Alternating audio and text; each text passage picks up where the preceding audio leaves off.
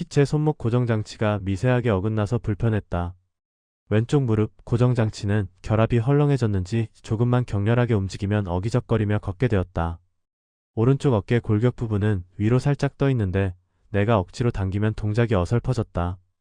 누군가는 혈세와 공학의 결정체라고 부르기도 하는데 최고의 공학자니 뭐니 해도 결국 파일럿이 만족할 만한 기체는 제대로 만들지 못하는 것 같다. 나는 기체의 결함을 정비사에게 이야기했다. 정비사는 내 말을 듣고 어떤 통 안에 내 기체를 넣고 문을 닫았다. 통은 마치 거대한 냉장고 같았는데 기체의 머리 부분만 유리를 통해 바깥에서 확인할 수 있었다. 정비사의 앞에 놓인 검은 화면에서 기체의 전체 부분이 초록색 선으로 그려지고 있다. 머리 부분, 그 다음은 어깨, 가슴, 허리, 팔, 골반, 허벅지, 무릎, 종아리, 손, 발목, 발, 손가락까지. 내가 기체를 입었을 때의 모습이 저렇게 생겼는지 생각해봤다. 정비사는 화면에 기체 그림이 다 그려지자 몇 개의 버튼을 만지고 레버를 올리고 키보드에 무언가를 입력했다. 나는 그 옆에서 팔짱을 끼고 내가 느끼는 불편함의 증거들이 눈으로 보이는지 살펴봤다. 정비사는 몇 번 더 버튼을 만지고 레버를 내리고 키보드에 무언가를 입력하더니 말했다. 특별한 이상은 없습니다. 그럴 리 없는데 나는 정비사의 말을 듣자마자 그의 자격에 대해 따지고 싶었다. 미세한 결함을 알아챌 만한 진짜 전문가는 아니라는 생각이 들었기 때문이다. 나는 의심을 참지 못하고 버럭 소리를 질렀다. 제대로 좀 봐요. 정비사가 내 말을 듣고 눈을 껌벅이더니 알겠다는 대답을 한다. 나는 내가 소리를 지른 것이 불편해져서 중얼거린다. 진짜 문제가 있어서 그렇습니다. 정비사는 나를 보다가 다시 내 기체가 그려진 화면을 보고 전체 세부 정비를 할 테니 3일 동안 임시 기체를 대여하라고 말했다. 나는 그에게 막사 번호를 말해주고 본부로 돌아왔다. 본부에 있던 상관에게 기체 이상과 정비 현황에 대해 보고를 했는데 상관이 나에게 말했다. 그래, 어쨌든 다행이군. 이번 주 안에 발견해서. 나는 그게 무슨 말인지 물었다. 상관은 다음 주에 대대 단위로 외곽 파견을 나갈 것이니 그 전에 기체 수리를 확실히 해놓으란 말을 했다. 나는 파견을 나가는 이유를 물어보려다 군인은 이유를 묻는 존재가 아니라는 걸 상기하며 알겠다고 대답했다. 숙소로 돌아와 침대에 누웠는데 내가 눕자마자 7호기 파일럿이 내 방으로 들어와서 말했다. 아까는 어떻게 된 거야? 갑자기 사라져서 놀랐잖아. 나는 그가 언제나 약간 들떠있는 듯한 모습이 마음에 들지 않았다. 나는 갑자기 기체의 이상을 느껴서 정비소에 갔고 3일 동안은 2세대 기체를 대여해서 쓰게 될 것이라 말했다. 그는 고개를 끄덕이며 말했다. 그런데 어디가 고장이래? 아무데도 고장난 데가 없대. 걔네는 항상 그렇게 말하지. 써본 적이 없어서 그런가? 그럴지도 모르지. 아무튼 다행이네. 이번 주 안에 해결돼서. 그러게. 2세대 기체는 생도 시절 지겹게 쓰던 거라 다루는데 어렵지는 않았다. 다만 신경 전달 부분이 섬세하지 못해서 움직임이 둔했다. 하지만 2세대 기체 특유의 둔한 움직임을 적응하려고 애쓸 수는 없었다. 3일 후에 다시 내 3세대 기체를 사용해야 하기 때문이다. 그렇다고 훈련을 안 할 수도 없었다.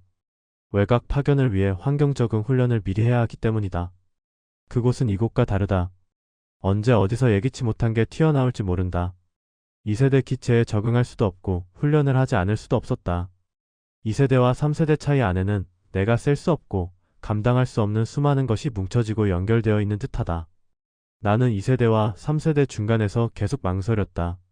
훈련 중간중간 내 수신기에서 7호기 파일럿의 목소리가 들렸다. 천천히 해. 천천히. 나는 그 말 덕분에 기체를 급하게 움직이려다가 발이 꼬여 넘어질 뻔했다. 7호기는 내가 넘어질 뻔하자 내 앞쪽 부분을 받쳐주려고 했는데 나는 조용히 중얼거렸다. 정비가 끝난 내 기체를 받아들고 바로 훈련실로 돌진했다. 새롭게 정비된 기체가 내 몸에 섬세하게 달라붙는 것처럼 느꼈다. 기체가 내 마음대로 움직이자 상쾌함마저 들었다. 아마 이 기분 때문에 계속 이곳에 있는 것 같다. 외곽 파견을 하는데 출정식은 왜 하는지 모르겠다. 부대 사령관이라고 하는 사람도 마치 이런 날만 기다린 사람처럼 못생긴 얼굴에 멋진 표정을 억지로 끼워 넣느라 지저분하게 자란 콧수염이 들썩들썩 움직였다. 예전부터 느낀 거지만 저런 이상한 콧수염은 왜 계속 유지하는지 모르겠다. 어디서 마음에 드는 영화라도 보고 콧수염을 기르는 것 같은데 주변에서 아무도 뭐라고 하는 사람이 없어서 저런 걸 거야.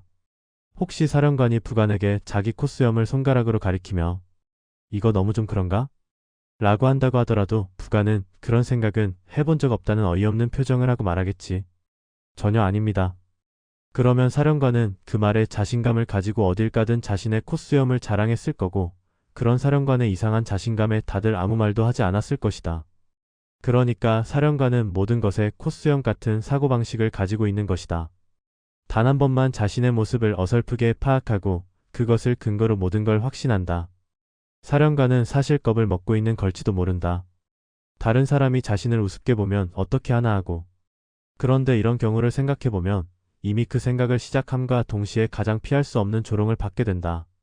사령관의 눈에는 보이지 않지만 언제나 사라지지 않는 조롱이 존재한다. 7호기 파일럿은 옆에 있는 나를 보고 콧수염이 있는 것처럼 입을 실룩거렸다. 그 모습이 사령관이랑 너무 닮아서 나도 모르게 소리를 내며 웃었다. 그때 선임 파일럿이 우리 둘에게 눈총을 줘서 나도 7호기 파일럿도 입을 꾹 닫았다. 소문으로 듣기는 했지만 척국에서 가지고 있던 최신 무기가 어떤 식으로 운용되는지 알 수 있었다.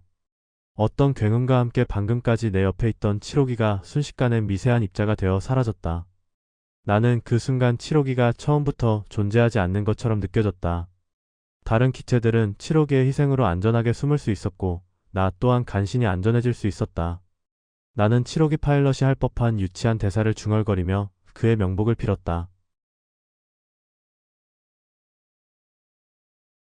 지난주에 수리했던 어깨관절 부분이 내 눈앞에 붕붕 떠다닌다. 정비를 제대로 한 거 맞나? 역시 전문가는 아닌 거겠지. 종아리를 감싸고 있던 보호장치를 보면 손을 본 건 맞는 것 같은데. 생도 시절부터 급하게 움직이지 말라던 조언을 무시해서 그런가? 아니면 어린 시절 아버지를 향해 그런 짓은 아무 소용이 없다라고 말하지 못해서 그런가? 도저히 모르겠다. 조각난 기체 파편만 떠다니는 검은 이곳에서 나는 아무것도 할 수가 없다. 나는 무엇을 정비해야 했을까? 나는 어떤 걸 고쳐야 살 수 있었을까?